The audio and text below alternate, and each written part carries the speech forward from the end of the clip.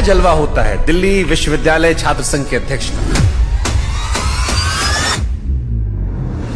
जो मन चाहो वो करा सकते हो। लड़का उठवा लो। नहीं आप यूनिवर्सिटी के दूसरे वाइस चांसलर होते हैं और वो ताकत ऐसी होती है कि जो यूनिवर्सिटी का वाइस चांसलर अपॉइंट होके आता है ना, उसको भी आप हिला सकते हैं।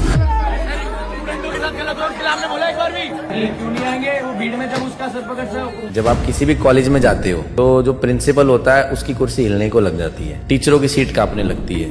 ये नहीं सिखाया जाता सर कि किसी भी किसी का बदतमीजी करे। हजारों बच्चे आपके साथ घूम रहे होते हैं, पूरी दिक्कतें बताते हैं कॉलेज की। हम प्रिंसिपल को बुलाते, आओ साथ चलो।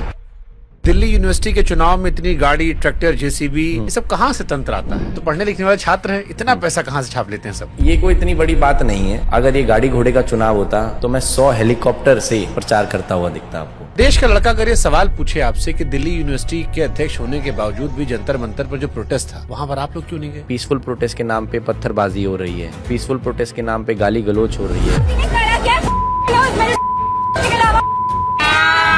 पीसफुल प्रोटेस्ट के नाम पे पेपरों पे, दीवारों पे गाली लिखी जा रही है। इसलिए हमारा स्टैंड था कि हम वहाँ पे नहीं जाएंगे। तो फिर धर्मेंद्र प्रधान इस्तीफा क्यों दिए?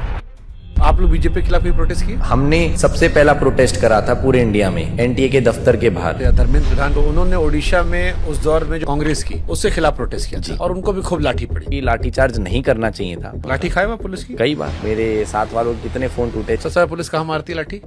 कमर में और पैरों में। जेएनयू वाले जब प्रोटेस्ट करते हैं, हम लेते रहेंगे। मेरा नाम उमर खालिद जरूर है लेकिन I am not a terrorist. BJP की विचारधारा वाले अक्सर ये कहते हैं, देश के टैक्स से पढ़ रहे हो। 10 रुपए महीने की फीस में वो लोग वहाँ पे हॉस्टल में रहते हैं, लोगों को मिसगाइड करते हो, देशद्रोही काम करते हो। अगर आप नेशनलिस्ट सोच रखते हो तो आप 100% स्टूडेंट पॉलिटिक्स में उतरो। JNU is one of the best intellectual university in India, but कुछ ऐसे इकोसिस्टम के लोग हैं जो उस सिस्टम को खराब करना चाहते हैं। जेएनयू का प्रेसिडेंट ज्यादा चर्चा में क्यों रहता है, जबकि भीड़ जो है वो आपके पास ज्यादा होती है दिल्ली यूनिवर्सिटी वालों के पास? ऐसा नहीं है। आप आज के समय जेएनयू का अध्यक्ष कौन है और मेरे को खड़ा करो तो आपको पता चल जाएगा किसकी पॉपुलैरिटी देश भर में ज्यादा है।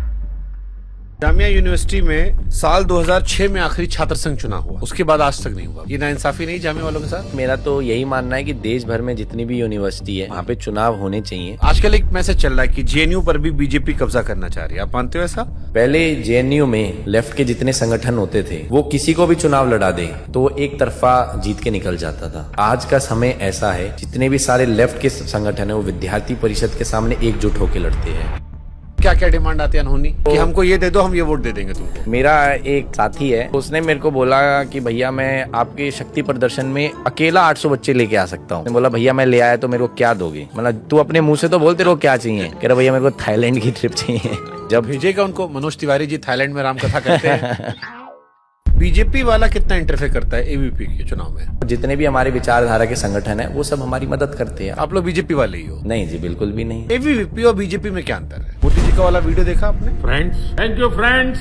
Hello friends. सच बताऊं तो मेरे को गूज़बम्स आ गए थे। मतलब मेरे को ऐसी उम्मीद नहीं थी कि इस तरीके की भी चीज हो सकती है कि हमारे देश के आदरणीय प्रधानमंत्री जेनजी से भी कनेक्ट कर रहे हैं। इस बार बहुत गाली खाई है मोदी जी ने। कुछ शरारती बच्चों ने भद्दी भद्दी गालियां बोली। उस प्रोटेस्ट ने, जेनजी ने मोदी जी को फोर्स किया कि वो लाइमलाइट कैमरे से आगे निकलकर वो छात्रों से सीधे बात करें।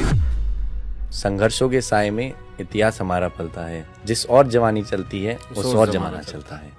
किसी को डेट कर रहे हो या डर लगता है खाप पंचायत से? नहीं नहीं ऐसा नहीं है, डेट नहीं करता मैं। लड़कियों को अपना फैन बनाता हूँ। सबसे वियर्ड रिक्वेस्ट क्या है? कम से कम 30 से 40 बच्चे आए, उन्होंने आपस में व्हाट्सएप ग्रुप बना रखा था। तो कहते भैया हम पेपर में फेल हो रखे, हमको पेपर में पास करा दो।